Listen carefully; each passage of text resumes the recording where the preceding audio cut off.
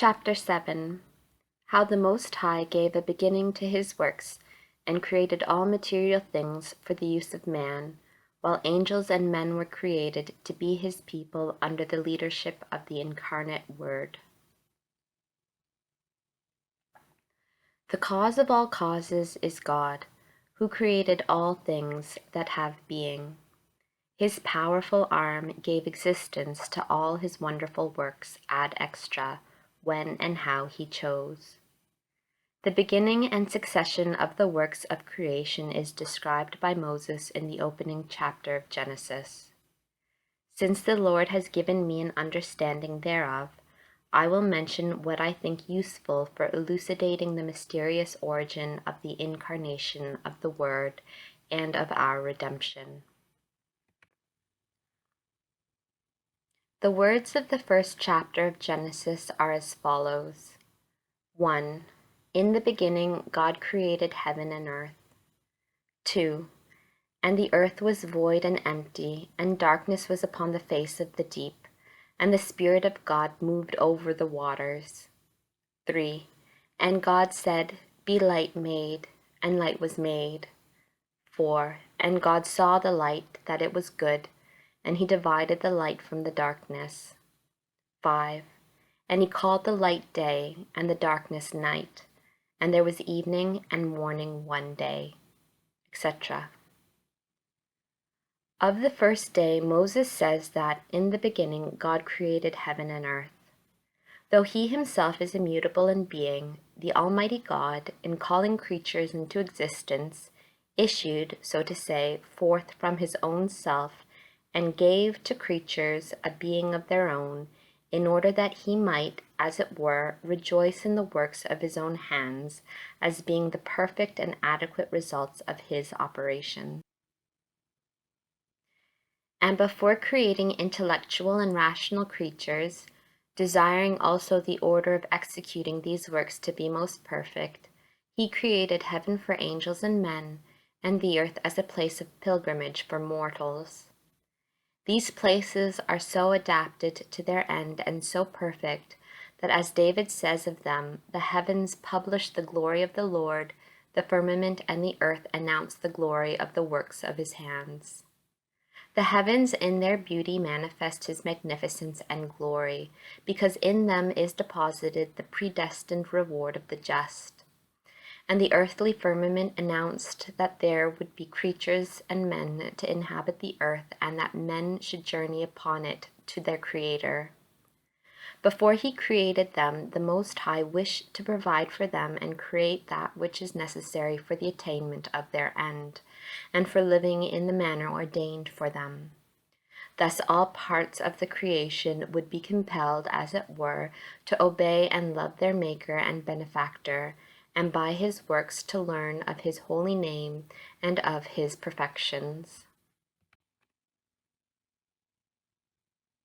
Of the earth Moses says that it was void, which he does not say of the heavens, for God had created the angels at the instant indicated by the word of Moses. God said, Let there be light, and light was made. He speaks here not only of material light, but also of the intellectual or angelic lights. He does not make express mention of them, but merely includes them in this word on account of the proclivity of the Hebrews to attribute divinity to new things, even of much greater inferiority than the angels. But the metaphor of light was very appropriate to signify the angelic nature and mystically the light of their science and grace with which they were endowed at their creation.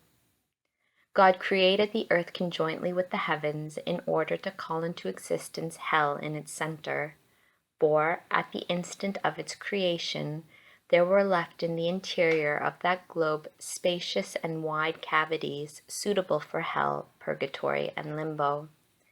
And in hell was created at the same time material fire and other requisites, which now serve for the punishment of the damned.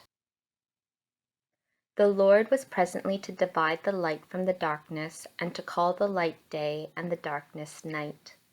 And this did happen not only in regard to the natural night and day, but in regard to the good and bad angels. For to the good he gave the eternal light of his vision, and called it day, the eternal day, and to the bad the night of sin, casting them into the eternal darkness of hell. Thus we were to be taught the intimate relation between the merciful liberality of the Creator and Vivifier, and the justice of the most just Judge in punishment. The angels were created in the empyrean heavens, and in the state of grace by which they might be first to merit the reward of glory. For although they were in the midst of glory, the divinity itself was not to be made manifest to them face to face and unveiled, until they should have merited such a favor by obeying the divine will. The holy angels, as well as the bad ones, remained only a very short time in this state of probation. For their creation and probation, with its result, were three distinct instants or moments, separated by short intermissions.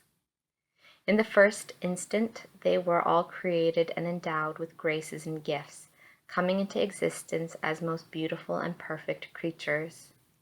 Then followed a short pause, during which the will of the Creator was propounded and intimated, and the law and command was given them, to acknowledge him as their Maker and Supreme Lord, and to fulfill the end for which they had been created.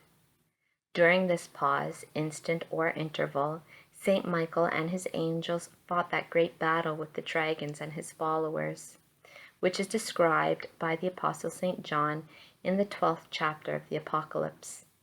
The good angels, persevering in grace, merited eternal happiness, and the disobedient ones, rebelling against God, merited the punishment which they now suffer.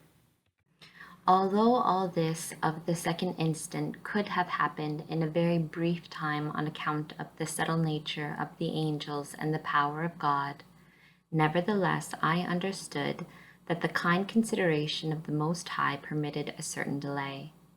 With the interposition of some intervals of time, he proposed to them the good and the bad, truth and falsehood, justice and injustice, divine grace and friendship, as opposed to sin and enmity of God.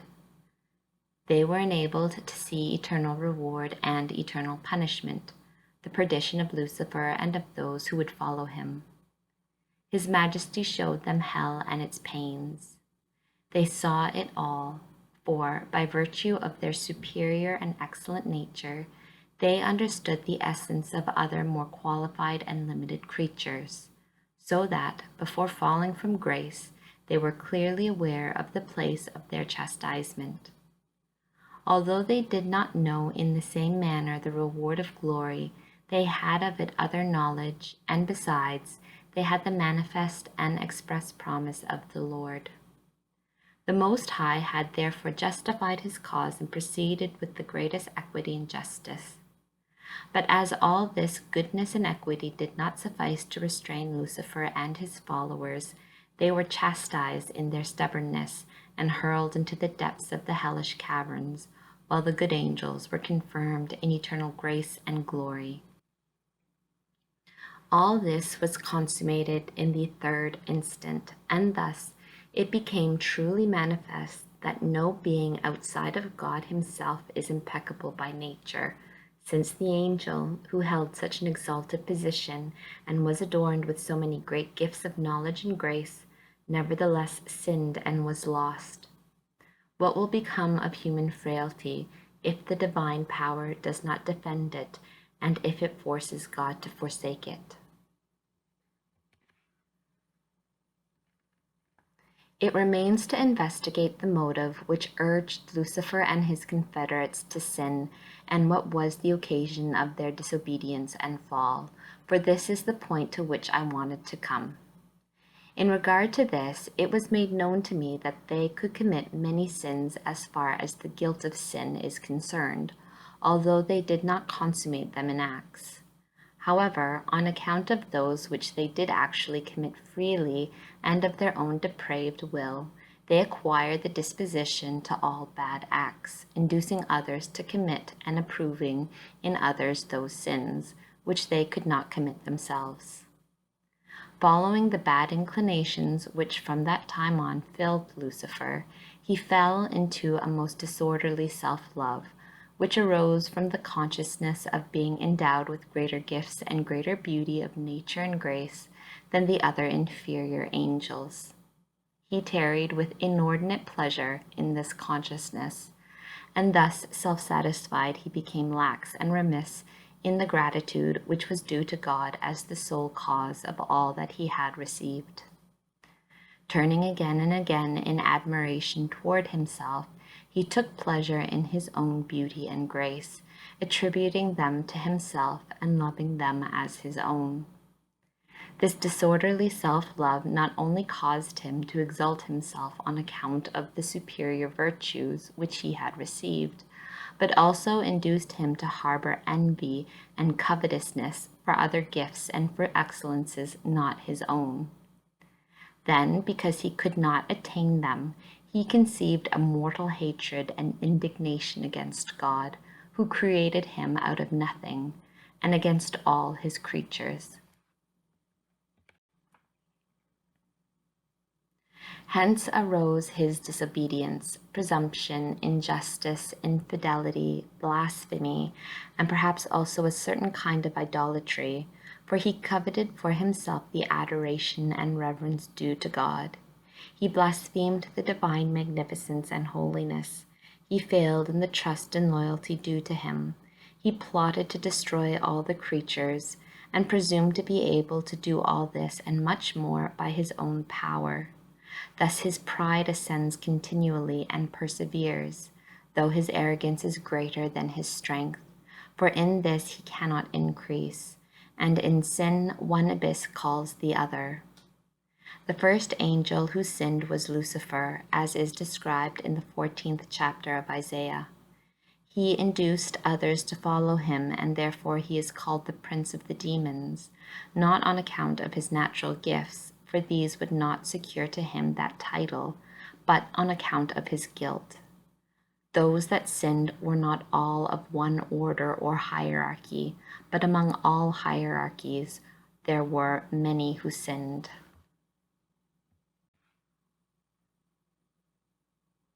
It is proper that I also explain what was made known to me concerning the kind of honor and excellence which Lucifer aspired to and envied. As in the works of God there is measure, number, and weight, his providence decided to show to the angels immediately after their creation and before they could incline to diverse ends, the purpose for which he had created them with such an exalted and perfect nature.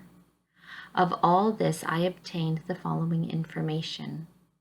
At first they received a more explicit intelligence of the being of God, one in substance, trine in person, and that they were commanded to adore and reverence him as their Creator and highest Lord, infinite in his essence and attributes. All subjected themselves to this command and obeyed it, but with a certain difference. The good angels obeyed through love and on account of the justice of it, offering their love and goodwill, freely admitting and believing what was above their intelligence and obeying with joy. Lucifer, on the other hand, submitted himself because the opposite seemed to him impossible. He did not do it with perfect charity, for he, as it were, was divided in his will between himself and the infallible truth of the Lord. In consequence, it happened that the precept appeared to him in a measure difficult and violent, and his fulfilling of it was wanting in love and in the desire to do justice. Thus he exposed himself beforehand to the danger of not persevering. Although grace did not leave him on account of this remissness and slowness in the accomplishment of these first acts, nevertheless his bad disposition began with them, for there remained with him a certain weakness and laxity of virtue and spirit, and the perfection of his nature did not shine forth as it should. It appears to me that the effect of this remissness in Lucifer is similar to that which is caused in the soul by a deliberate venial sin. I do not say that he sinned mortally or even venially at that time, since he fulfilled the precept of God. But this fulfillment was remiss and imperfect, springing more from a sense of overwhelming compulsion than from a loving willingness to obey. Thus he put himself in danger of falling. In the second place, the angels were informed that God was to create a human nature and reasoning creatures lower than themselves, in order that they too should love, fear, and reverence God as their author and eternal good. They were informed that these were to stand in high favor, and that the second person of the Blessed Trinity was to become incarnate and to assume their nature, raising it to the hypostatic union and to divine personality, that therefore they were to acknowledge him as their head, not only as God, but as God and man, adoring him and reverencing him as God-man. Moreover, these same angels were to be his inferiors in dignity and grace, and were to be his servants. God gave them an intelligence of the propriety and equity of the justice and reasonableness of such a position. For the acceptation of the merits foreseen of this man-God was exhibited to them as the source of the grace which they now possessed, and of the glory which they were to obtain. They understood also that they themselves had been, and all the rest of the creatures should be created for his glory, and that he was to be their head. All those that were capable of knowing and enjoying God were to be the people of the Son of God, to know and reverence him as their chief. These commands were at once given to the angels. To this command all the obedient and holy angels submitted themselves, and they gave their full assent and acknowledgment with a humble and loving subjection of the will. But Lucifer, full of envy and pride, resisted and induced his followers to resist likewise, as they in reality did, preferring to follow him and disobey the divine command. This wicked prince persuaded them that he would be their chief, and that he would set up a government independent and separate from Christ. So great was the blindness which envy and pride could cause in an angel, and so pernicious was the infection that the contagion of sin spread among innumerable other angels. Then happened that great battle in heaven which St. John describes. For the obedient and holy angels, filled with an ardent desire of hastening the glory of the Most High and the honor of the incarnate Word, asked permission and, as it were, the consent of God to resist and contradict the dragon, and the permission was granted. But also another mystery was concealed in all this. When it was revealed to the angels that they would have to obey the incarnate Word, a third precept was given them, namely, that they were to admit as a superior conjointly with him a woman in whose womb the only begotten of the Father was to assume flesh, and that this woman was to be the queen and mistress of all the creatures. The good angels, by obeying this command of the Lord, with still increasing and more alert humility, freely subjected themselves, praising the power and the mysteries of the Most High. Lucifer, however, and his confederates rose to a higher pitch of pride and boastful insolence. In disorderly fury, he aspired to be himself the head of all the human race and of the angelic orders. And if there was to be a hypostatic union, he demanded that it be consummated in him.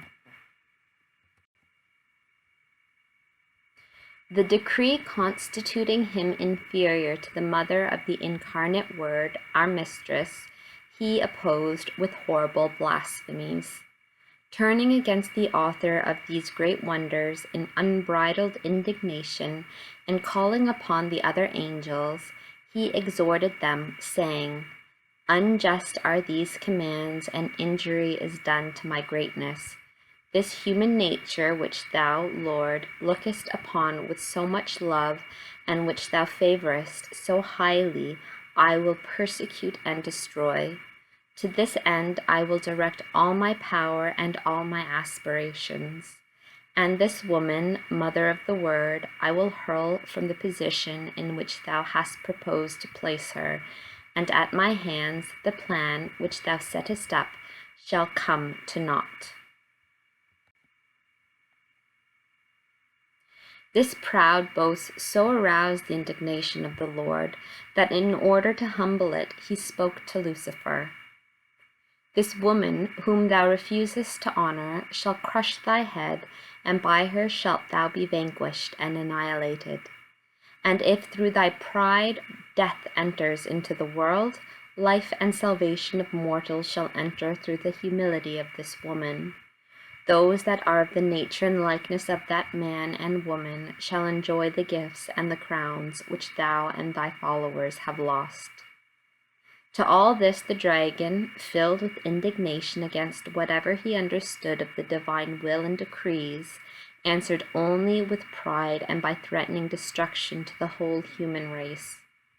The good angels saw the just indignation of the Most High against Lucifer and his apostates, and they combated them with the arms of the understanding, reason, and truth. The Almighty at this conjuncture worked another wonderful mystery. Having given to all the angels a sufficiently clear intelligence of the great mystery of the hypostatic union, he showed them the image of the most holy Virgin by means of an imaginary vision. I speak here according to our way of understanding such things. They were shown the perfection of the human nature in the revelation of an image representing a most perfect woman, in whom the almighty arm of the Most High would work more wonderfully than in all the rest of the creatures. For therein he was to deposit the graces and gifts of his right hand in a higher and more eminent manner. This sign or vision of the Queen of Heaven and of the Mother of the Incarnate Word was made known and manifest to all the angels, good and bad. The good ones at the sign of it broke forth in admiration and in canticles of praise, and from that time on began to defend the honor of the God incarnate and of his Holy Mother, being armed with ardent zeal and with the invincible shield of that vision. The dragon and his allies, on the contrary, conceived implacable hatred and fury against Christ and his most holy Mother. Then happened all that which is described in the 12th chapter of the Apocalypse, which I will explain as far as it has been given me in the following chapter.